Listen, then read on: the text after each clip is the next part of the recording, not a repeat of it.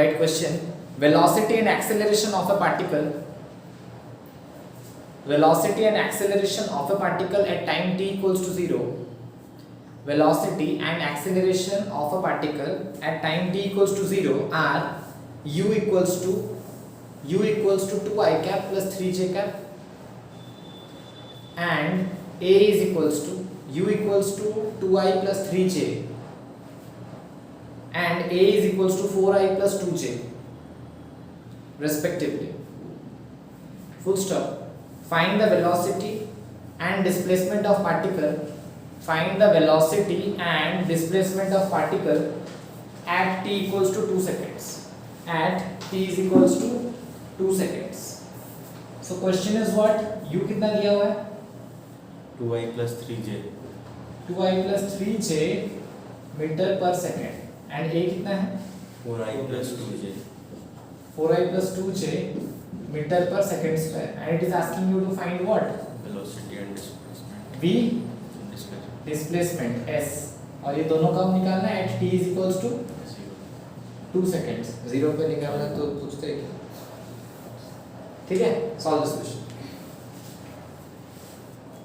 तो vector form में दिया हुआ है सब कुछ. हम लोग को पता है v vector is equals to what? u plus 80. Simple है. तो v is equals to u की जगह क्या डाल देंगे? 2I plus 3j plus acceleration is what? 4I plus 2j into time कितना है? 2. मैंने क्यों ये कर पाया? बिकॉज यहाँ वैल्यू में कुछ सारे कांस्टेंट्स हैं. कुछ वेरिएबल है क्या?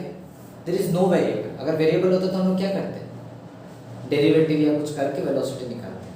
जैसे velocity equals to ds by dt, acceleration equals to dv by dt. Derivatives हम लोग कब करते हैं? जब कुछ वेरिएबल्स हो.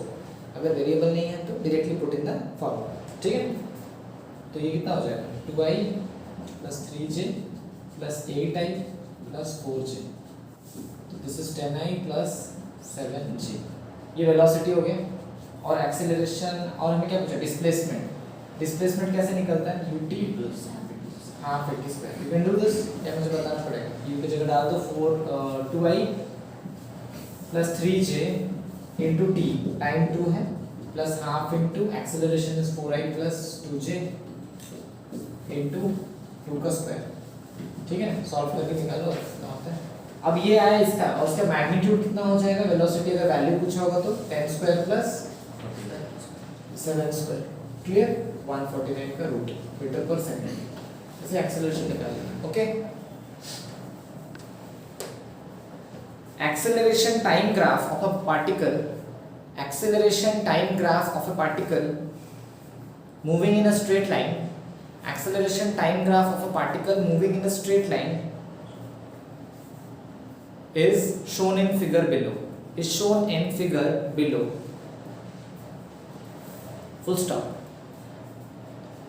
Velocity of particle. Velocity of particle at time t equals to 0. Velocity of particle at time t equals to 0 is 2 meter per second. Is 2 meter per second. Full stop. Find the velocity at the end of. Find the velocity at the end of 4th second. Find the velocity at the end of 4th second. Okay. Graph में दे देता हूँ. Graph is like this. This is acceleration in meter per second square. This is 4.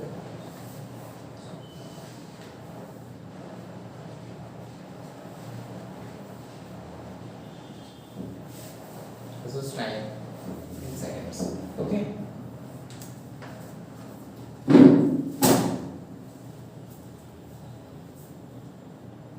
Tell me the question. Acceleration time graph of a particle Is shown below. Okay. Acceleration time graph is this. velocity at t is equals to 0 is 2 meter per second. Velocity at t is equals to 0 2 is meter per second. 2 meter per second. Okay. मतलब this is my initial velocity. Initial velocity कितना दिया है? 2 meter per second because time जब 0 है तो initial velocity is 2 meter per second. Yeah. Find the velocity at the end of 4th second. Find velocity at end of 4th second. Okay मतलब क्या पूछ रहा है तुम्हें? फाइनल वेलोसिटी पूछ रहा है क्योंकि 4 सेकंड यहाँ पे कंप्लीट हो रहा है. It is asking you what? Final velocity. ठीक. अभी एक्सेलरेशन टाइम ग्राफ है, थोड़ा सा समझते हैं व्हाट इज एक्सेलरेशन।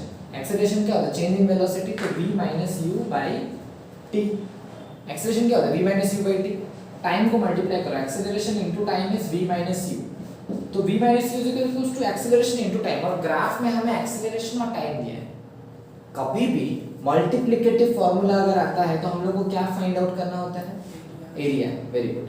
ग्राफ मैंने वीडियो में बताया था, if there is a multiplicative formula then we have to find area under the curve, and अगर डिविजिव फॉर्मूला है तो हम लोग को क्या करना है? स्लोप ऑफ द कर्व निकालना है। Getting me? तो यहाँ पे जो भी फॉर्मूला हो रहा है एक्सेलरेशन इनटू टाइम क्या है? मल्टीप्लिकेटिव, तो हमें क्या निकालना है? ये एरिया अंडर द कर्व निकालना है। तो v minus u is equals to क्या हो जाएगा? इस एरिया को हमें निकालना है। ये ट्राइंगल है, ट्राइंगल का एरिया क्या होगा? Formula half into base into height. Base कितना है? 4, और हाइट कितने का है? 4। गेटिंग में? तो ये कटा तो 2, तो v minus u is equals to how much? 8। तो v माइनस यू कितना है देख लो जरा, 2 इक्वल्स टू 8, तो this will become how much? v is equals to 10 meter पर second. Am I clear to everyone? Easy था ना?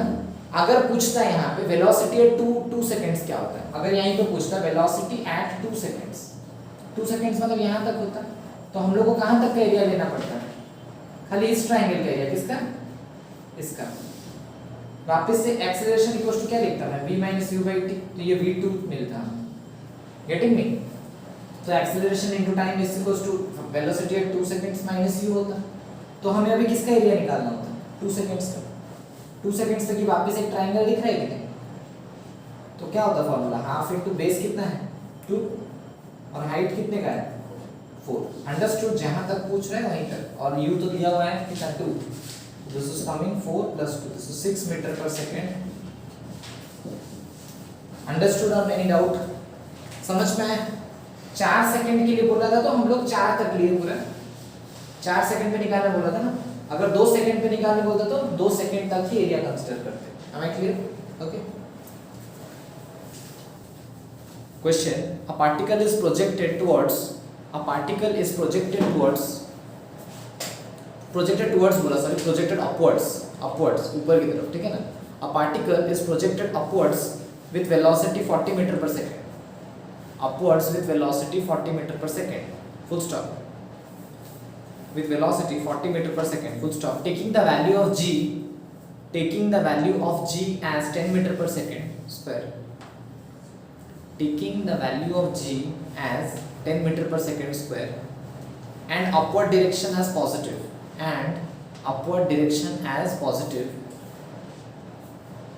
plot bit 1 acceleration time graph, bit 2 velocity time graph, bit 3 displacement time graph, next line में of the particle from the starting point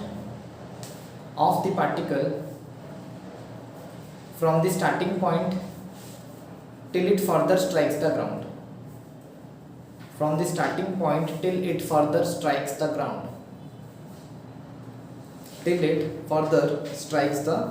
ground, okay?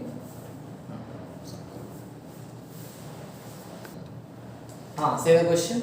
A particle is projected upwards with velocity 40 meter थोड़ा आराम per से, okay? Projected कहाँ पे है? Upwards. हाँ, फिर with velocity 40 meter per second. with velocity 40 meter per second, मतलब initial velocity is how much? 40 meter per second. Upward की तरफ फेंक रहे हैं, यहाँ से I'm supposed to throwing with 40 meter per second. हाँ, Take the value of g as 10 meter per second.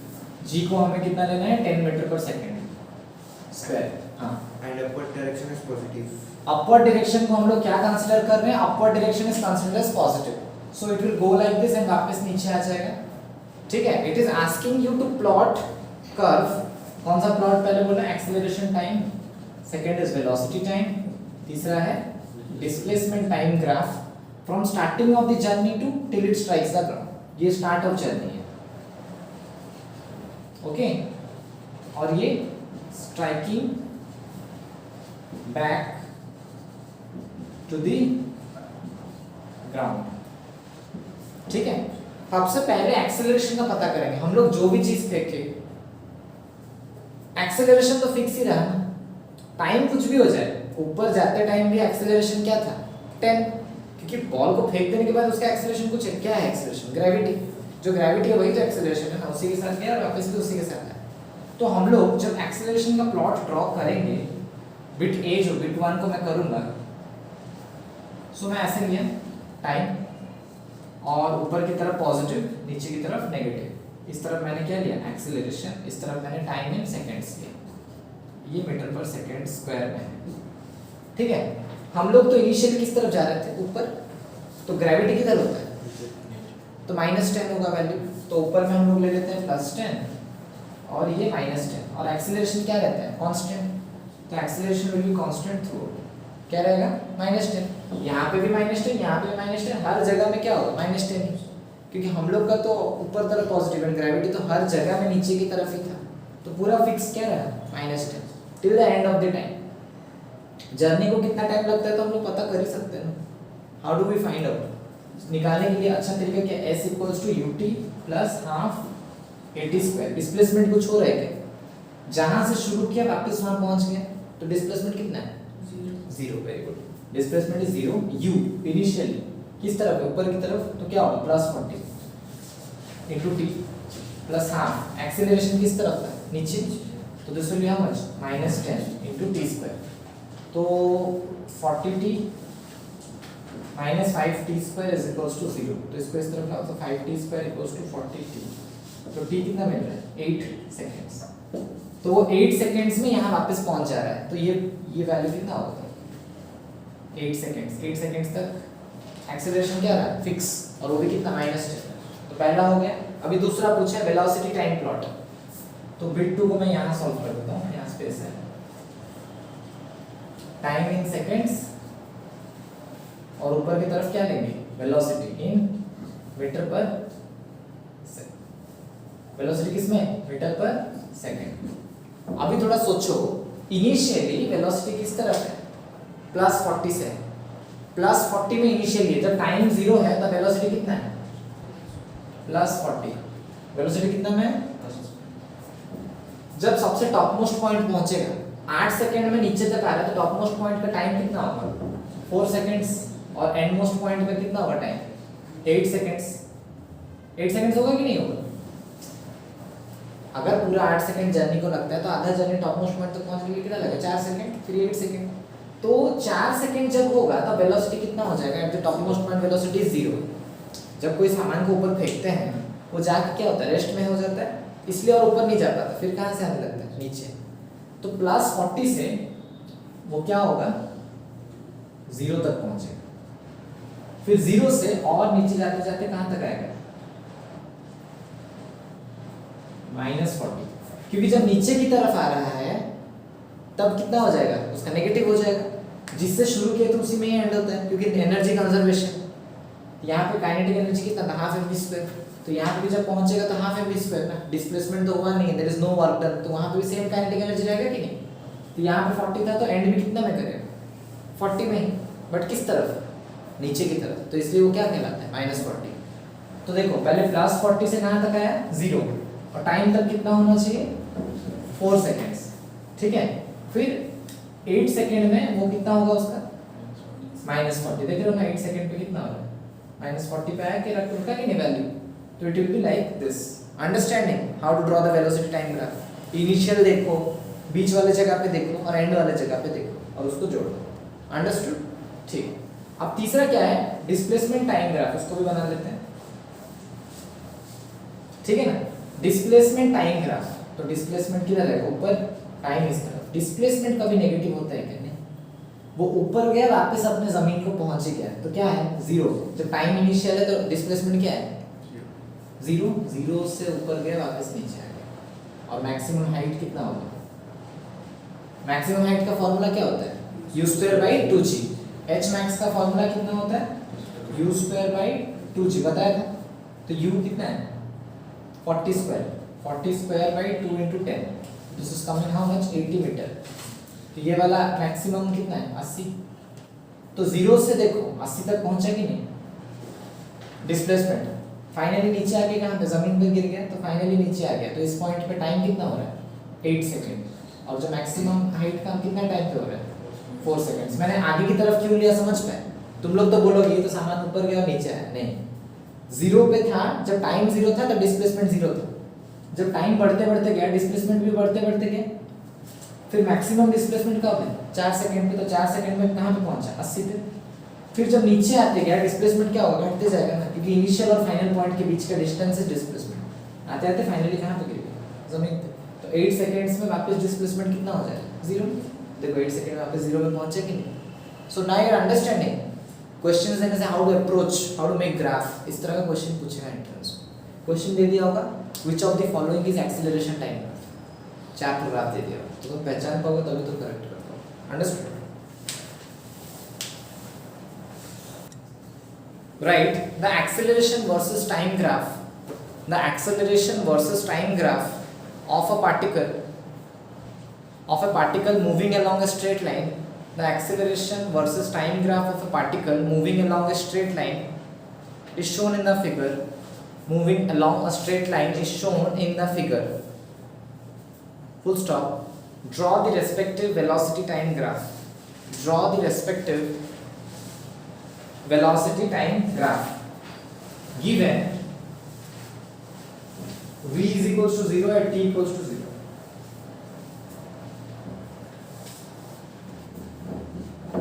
Given v equals to 0 at t equals to 0.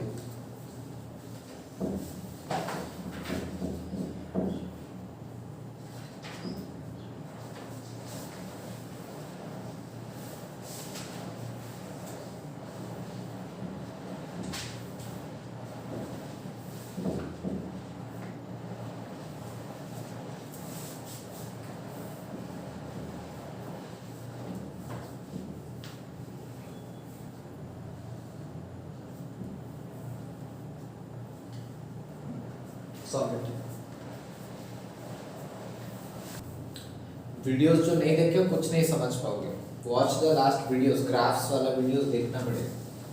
यहाँ पे गिवन है v is equals to 0 at t equals to 0, t equals to 0 पे तो initial velocity होता है ना, वो 0 है।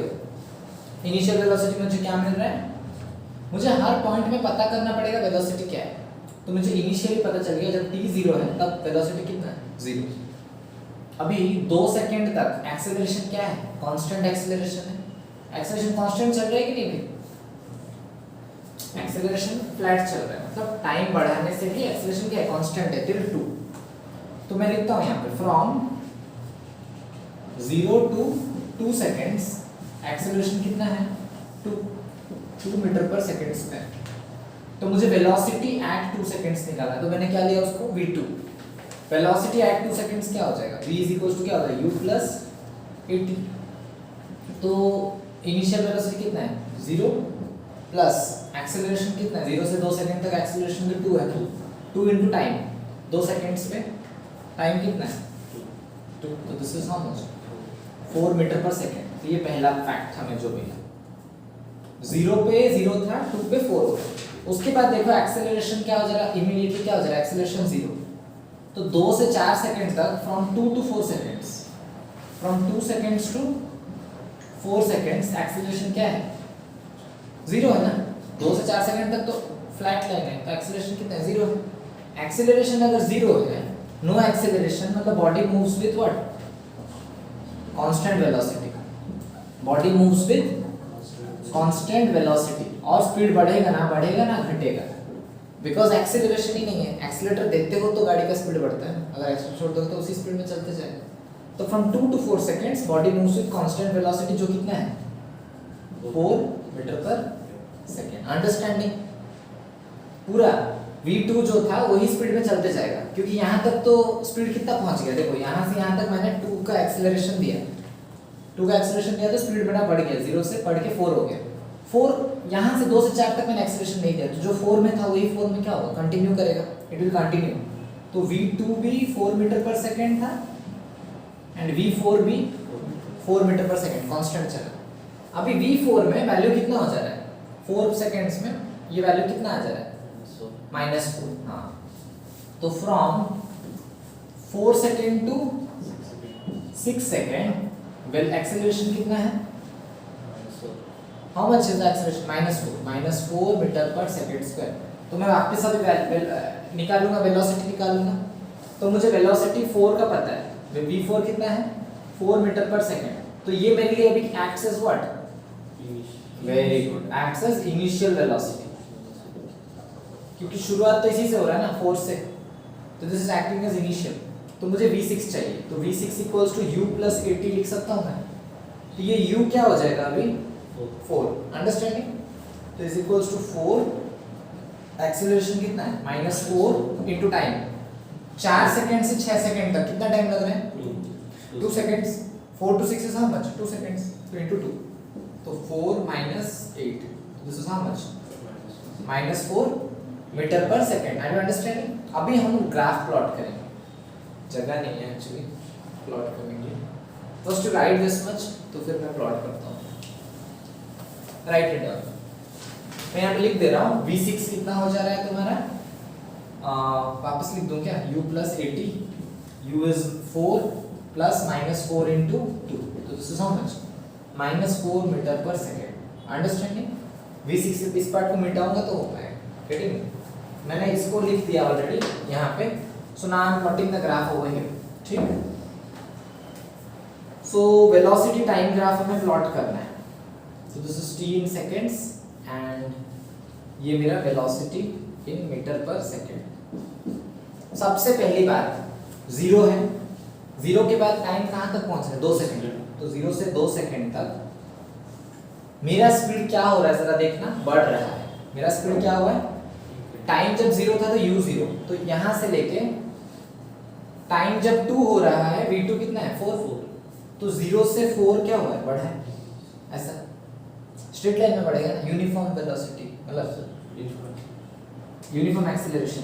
तो ये इसका वैल्यू कितना हो जाएगा? 2 सेकंड पे कितना आ रहा है वैल्यू? 4 मीटर पर सेकंड। अभी देखो 2 सेकंड से 4 सेकंड तक मेरा वेलोसिटी क्या चल रहा है? Constant velocity 4। तो ये 2 सेकंड है, 4 सेकंड तक, 4 तक मेरा कांस्टेंट वेलोसिटी फिक्स चलेगा। देखो 4 था तो 4 ही चलते गया स्ट्रेट। समझ रहे हो ना? कांस्टेंट। 2 सेकंड में भी 4, 3 सेकंड में भी 4, 4 सेकंड में भी 4, ना कांस्टेंट चल। अभी 4 के बाद जब 6 आएगा, 4 के बाद कौन आएगा? पहले 5, फिर कौन आएगा? 6। 4 के बाद 6 पहुंचेगा हम लोग का। जब 6 पहुंच रहा है तो कितना हो जा रहा है? -4। तो यहाँ से मेरा डिग्रेडेशन चालू हुआ। ठीक है? तो मुझे ये भी सोचना है कि 0 कहाँ पे होगा। 0 कहाँ पे होगा तुम खुद सोचो तो एक बार। अगर मैं 2 की जगह 1 लेता तो क्या हो जाता है? ये 0। 2 की जगह 1 लेता तो 0। तो अगर इसको 1 सेकंड लेते तो 4 से कहाँ पहुंचता? 5। तो 5 सेकंड में क्या हो जा रहा है? 0। तो घट के 5 सेकंड में क्या हुआ? 0। ग्राफ का एक्यूरेट प्रेडिक्शन। फिर 5 से 6 में कहाँ पहुंच गए? -4। 6 सेकंड्स पे कितना पहुंचा है? ये वैल्यू कितना होगा? -4। ये ग्राफ हो गया मेरा। अब समझ पाए how to plot the graph when stuffs are given to you, या एक ग्राफ से दूसरा ग्राफ डिजाइन कैसे करते हैं। अंडरस्टैंड या कोई डाउट है? क्लियर ना? देखो मुझे पता चला यहाँ से -4 आएगा, बट कौन सी जगह में 0 होगा वो भी तो पता करना है ना। तो वो देख के पता कर लेंगे ऐसे ही कहाँ पे 0 हो रहा है, अंदाजा से पता कर सकते हो। उसी पॉइंट के आसपास तुम टच कराना, 0 कराना, फिर बैठाना। तो this is the plot, this is what is required. Understood? कर पाओगे तो एंट्रेंस में। Relative motion. Give the heading relative motion. Write a question in this. Anoop is moving due east. Anoop is moving due east with a velocity of 1 meter per second. Anoop is moving due east with a velocity of 1 meter per second, and Dhawan is moving due west, and Dhawan is moving due west with a velocity of 2 meter per second, with a velocity of 2 meter per second. Full stop. What is the velocity of Anoop with respect to Dhawan? What is the velocity of Anoop with respect to Dhawan? Okay, and with this I'll explain you relative motion.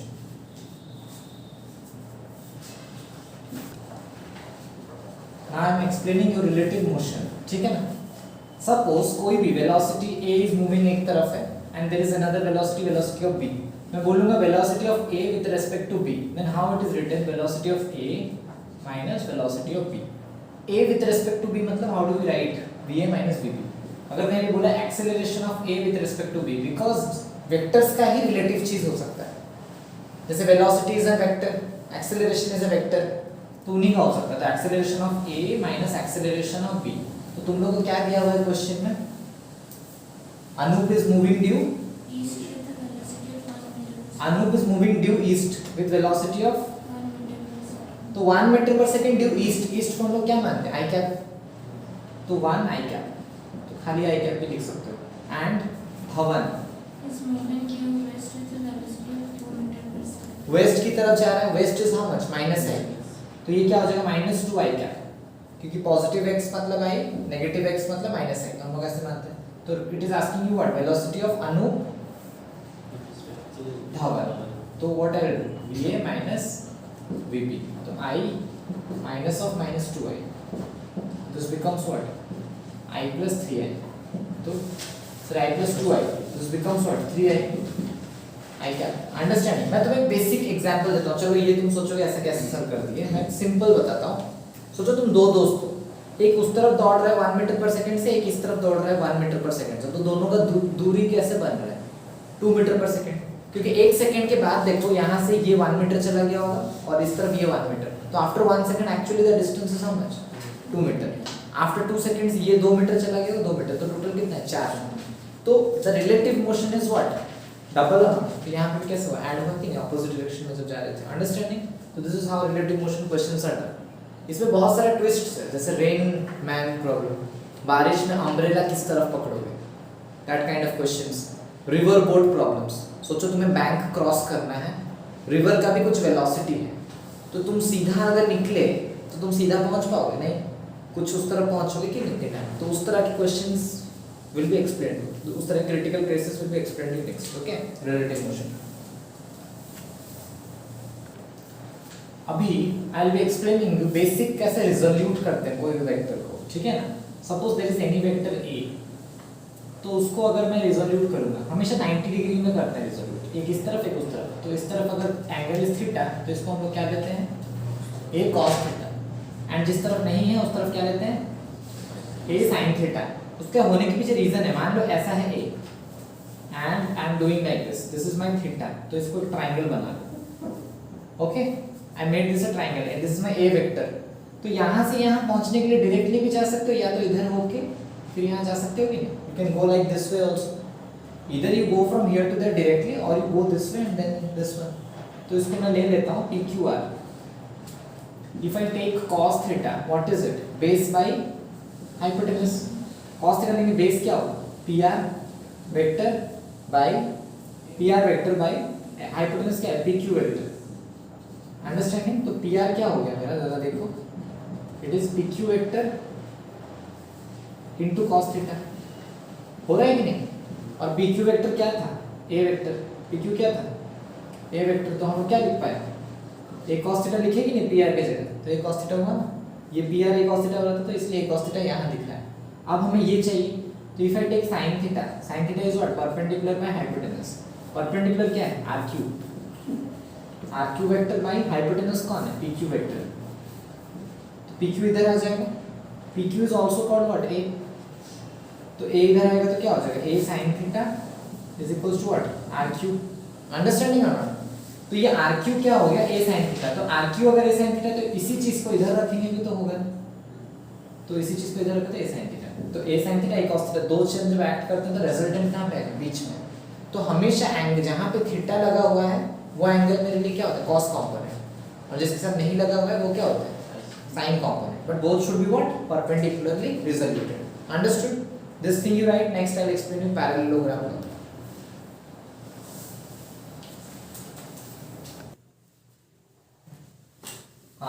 Next is your parallelogram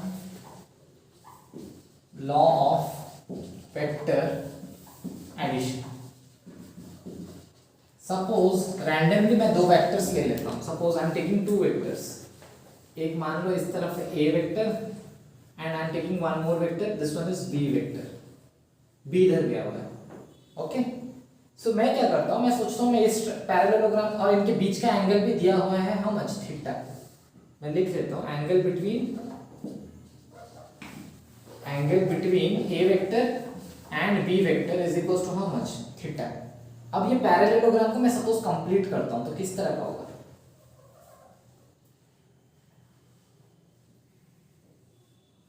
ऐसे complete कर सकता हूँ parallelogram को, और parallelogram को मैं ले भी लेता हूँ पी क्यू आर एस, ठीक, पी क्यू आर एस लिख सकता हूँ मैं। अभी अगर ये मेरा ए है, ए वेक्टर का मतलब क्या है, ये सोचो 2 मीटर का डिस्टेंस है, मान लो 2 मीटर और इस तरफ, तो 2 मीटर और इस तरफ मैं यहाँ रखूँ कि 2 मीटर इस तरफ यहाँ रखूँ, दोनों सेम चीज है कि अलग, सेम है ना। अगर यही ये है तो ये भी कितना होगा ए, बिकॉज एग्जैक्टली डायरेक्शन भी उधर है और डिस्टेंस भी सेम है, तो इस चीज को हम लोग क्या मान सकते हैं ए। वैसे ही अगर ये बी है तो इसको भी हम लोग क्या मान सकते हैं, बी वेक्टर मान सकते हैं कि नहीं, एवरीवन अंडरस्टूड और नॉट। अगर ये मेरा बी है क्योंकि इसका लेंथ और इसका डायरेक्शन तो सेम है, पैरेललोग्राम में क्या होता है, ये भी इसके साथ क्या है पैरेलल, और लेंथ डिस्टेंस भी क्या होगा सेम, तो ये बी है तो ये भी एग्जैक्टली क्या होगा बी। बट जब ए और बी मैं दोनों एक जन पे अप्लाई करता हूँ तो रिजल्टेंट कहाँ पे आएगा, this will be my what, resultant. तो इसको मैं थोड़ा चेंज करता एन ले लेता हूँ, इसको मैं रिजल्टेंट वेक्टर आर। हाँ ऑब्वियसली बात है, दो चीजों को अगर अप्लाई किया जाएगा, एक इधर से खींचा जाए एक इधर से, तो ऑब्वियसली दो जन अगर खींच रहे हैं तो तुम्हें नेट मूवमेंट किस तरफ होगा, बीचों बीच ही होगा ना, तो दिस इज माय रिजल्टेंट। तो मैं क्या करूंगा, यहाँ पे कंस्ट्रक्शन करूंगा, एक्सटेंड, कंस्ट्रक्शन क्या होगा, extend PQ, extend PQ such that,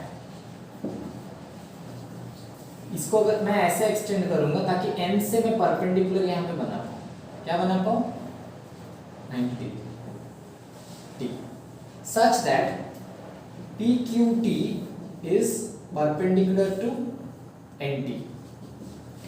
parallelogram जैसे टेढ़ा होता है ना, मुझे 90 डिग्री बनाने के लिए मैं क्या किया, इसको एक्सटेंड किया और यहाँ से परपेंडिकुलर ड्रॉप किया, understood, this is my construction, और हमारे understanding. So now I know NQ। अब अगर ये थीटा है तो ये भी क्या होगा, कॉरस्पॉन्डिंग एंगल, मैं लिख सकता हूँ ना NQT is equals to theta is equals to SPQ। क्या रीजन क्या है, कॉरस्पॉन्डिंग एंगल्स, ठीक। अभी देखो in triangle NQT, in triangle NQT cos theta ले लो एक बार के लिए, cos थीटा क्या होता है, बेस बाय हाइपोटेनस, ये मेरा कौन है बेस और हाइपोटेनस कौन है, QN इज माय हाइपोटेनस, तो base is QT by QN। QN क्या था, B वेक्टर, तो B उधर गया तो B cos theta is equals to QT, होगा कि नहीं। Similarly if I take sin theta perpendicular NT by hypotenuse by QN, तो वापस से देखो QN क्या है, B है, तो इधर आ जाएगा तो B sin theta is equals to NT। ये भी हुआ कि नहीं हुआ, समझ रहे हो, हुआ। हाँ तो यहाँ पे I can write this as what, B sin theta, और ये क्या हो जाएगा मेरे लिए B cos थीटा। तो अभी इन बड़ा ट्रायंगल देखो, इन PNT, इन ट्रायंगल PNT तो राइट एंगल ट्रायंगल है ना, ये बड़ा वाला, तो PT कितना होगा, PT is equals to what, ये A है, A plus, very good, A plus B cos theta, vectors में साइन दे देते हैं तो और बढ़िया है, इन सबको वेक्टर के फॉर्म में दे देते हैं, है ना।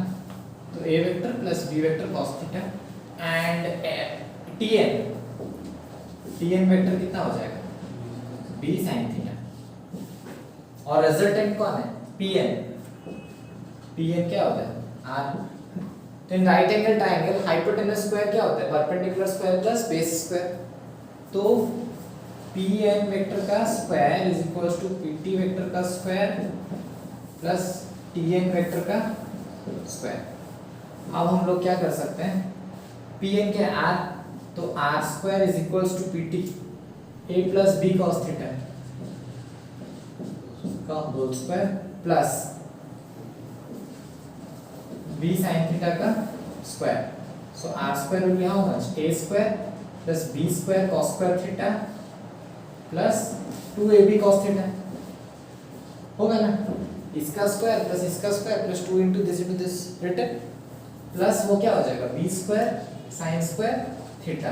तो R square equals to A square को रहने दो, B square cos theta B square sine theta. If I take B square common तो cos square theta plus sine square theta is how much 1, तो क्या लिखेंगे खाली B square plus 2ab cos theta. तो r कितना हो जाएगा resultant root over of a square plus b square plus 2ab cos theta. यही फार्मूला को हम लोग बहुत जगह में यूज करते हैं। If two vectors are given और हमें एंगल पता है उनके बीच का, तो रिजल्टेंट कैसे निकलेगा, पहला वाले का स्क्वायर प्लस दूसरे वाले का square plus 2ab into cos of that angle. Understood. अभी देखो रिजल्टेंट का एंगल कितना है a के साथ, अल्फा ले लिया मैंने। लेट में एंगल तुम्हें बहुत बार पूछ सकता है ना, रिजल्टेंट तो चलो गया, रिजल्टेंट कहाँ पे गया, जरूरी नहीं कि एग्जैक्टली बीच से ही जाए। अगर ये वैल्यू बड़ा है तो इसके पास से जाएगा रिजल्टेंट। अगर ये वैल्यू बड़ा है, सोचो यहाँ पे 100 न्यूटन से खींच रहा है, यहाँ पे कोई चीटी खींच रहा है 1 न्यूटन से, तो मूवमेंट किस तरह का उधर ही थोड़ा दिखेगा ना, समझ गए। जो जिसका वैल्यू ज्यादा है उससे क्लोजर रहता है। तो मैं मान लेता हूँ कि suppose the angle is alpha, कुछ भी कैसे एज्यूम कर लिया हमने, एंगल कितना है अल्फा है रिजल्टेंट का, which it is making with a vector. मान लेता हूँ let r vector makes angle alpha with a vector, तो पता करना पड़ेगा क्या है, तो tan अल्फा हम लोग लेते हैं, क्या लेते हैं tan alpha. tan alpha equals to क्या होता है परपेंडिकुलर बाय बेस। तो इस ट्रायंगल में देखो परपेंडिकुलर कौन है nt, बाय बेस कौन है pt, तो tn by pt। so this automatically becomes what b sin theta by a plus b cos theta। क्या हो जाता है b sin theta by a plus b cos theta। हमें तो अल्फा चाहिए ना, तो अल्फा इक्वल्स टू क्या हो जाएगा tan inverse of b sin theta by a plus b cos theta। so this is the angle which the resultant makes with a vector। understood? which resultant makes with a vector। am I clear to everyone? तो ऐसे ही हम लोग लिखते हैं, suppose 30 degree है तो 30 degree with a vector लिख सकते हैं। सोचो a वेक्टर x एक्सिस की तरफ है तो 30 degree with positive x axis. Suppose 60 degree आया y के साथ, 60 degree anti clockwise with positive y axis. अगर इस तरफ है तो क्लॉकवाइज। तो जिस हिसाब से हम लिखना चाहें लिख सकते हैं। अंडरस्टूड? क्लियर? राइट। तो this is a parallelogram law of vector addition, जो फर्स्ट टर्म में गारंटेड क्वेश्चन है, आएगा ही आएगा 4 मार्क। ऐसा नहीं हो सकता कोई पेपर जिसमें ना आए, कोई भी स्कूल आएगा। मिनिमम डिस्टेंस और कोलिशन और ओवरटेकिंग प्रॉब्लम्स। मिनिमम डिस्टेंस और कोलिशन और ओवरटेकिंग प्रॉब्लम्स। मिनिमम डिस्टेंस और कोलिशन और ओवरटेकिंग प्रॉब्लम्स। ठीक है, right the question. Car A and car B, write questions. car A and car B start moving simultaneously. Car A and car B start moving simultaneously in the same direction. In the same direction along the line joining them. Along the line joining them. Along the line joining them. Full stop. Car A moves with constant acceleration. Car A moves with constant acceleration. A is equals to, car A moves with constant acceleration. A is equals to 4 meter per second square. A is equals to 4 meter per second square. While car B moves with constant velocity. While car B moves with constant velocity of 1 meter per second.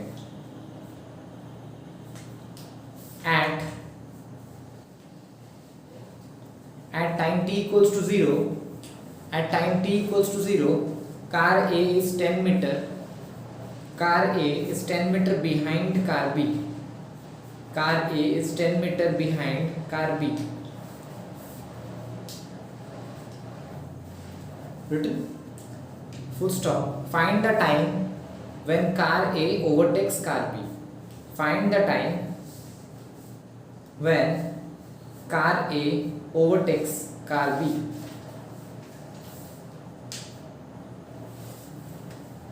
ठीक है। and initially car A is at rest.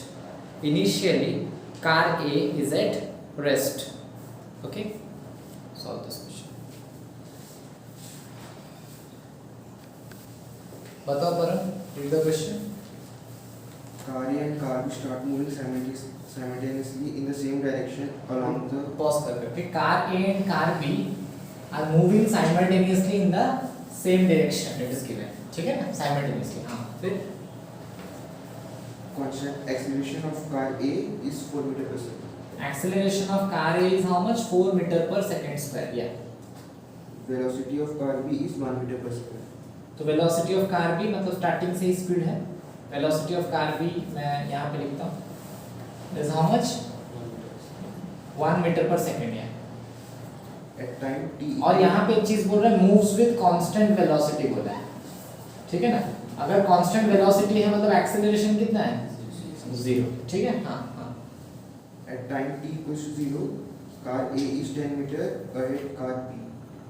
Car B is 10 meter ahead of car B. तो मान लो car B यहाँ पे है, car ए यहाँ पे है. Car A is 10 meter behind car B. हाँ एक ही बात है ना, बी के पीछे ही है. 10 मीटर बिहाइंड कार बी, या तो car B is 10 meter ahead, जो भी बोलो सही बात है, एक ही बात है ना. हाँ. इनिशियली जब टाइम t इक्वल्स टू 0 है तो दोनों के बीच में a एंड b के बीच का डिस्टेंस कितना है? 10 मीटर. हाँ. फिर Find a time when car A overtakes car B. find t when a overtakes b. This is being asked. And और एक चीज भी बोला है, इनिशियल वेलोसिटी ऑफ a कितना दिया है? 0. तो ua is how much? 0.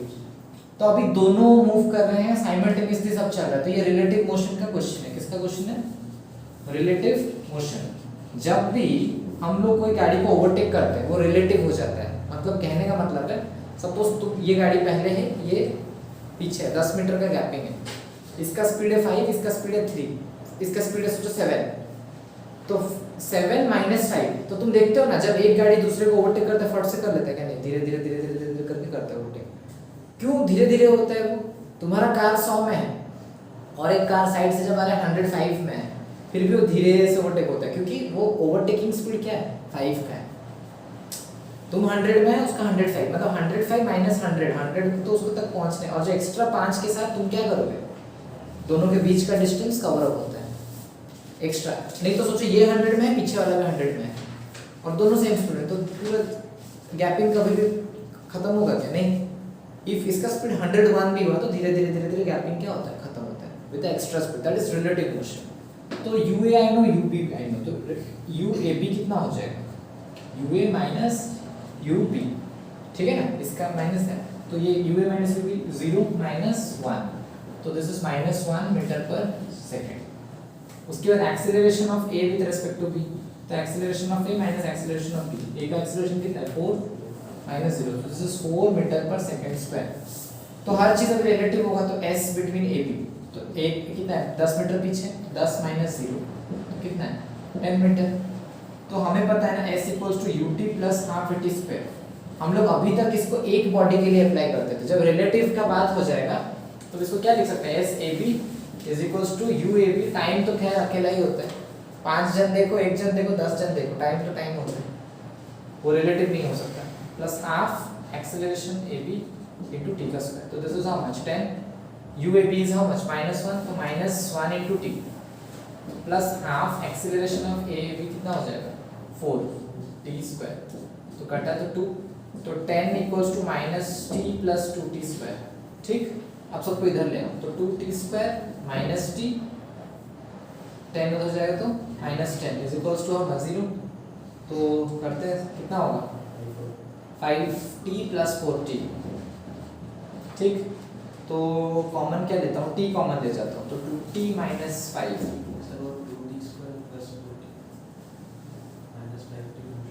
एक ही बात है, doesn't matter much.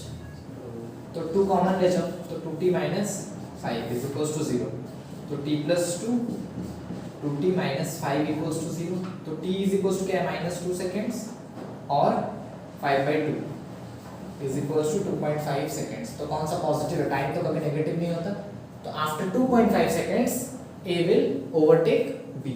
Understood. Answer क्या हो जाएगा after 2.5 seconds a overtakes b। समझ गए ना? रिलेटिव मोशन का क्वेश्चन कैसे करना है? जब दो रिलेटिव चीज होगा तो वेलोसिटी में उनका रिलेटिव निकाल दो, एक्सीलरेशन में निकाल दो, डिस्प्लेसमेंट में निकाल दो, फिर टाइम पता चल जाएगा। Understood how to approach relative questions? Okay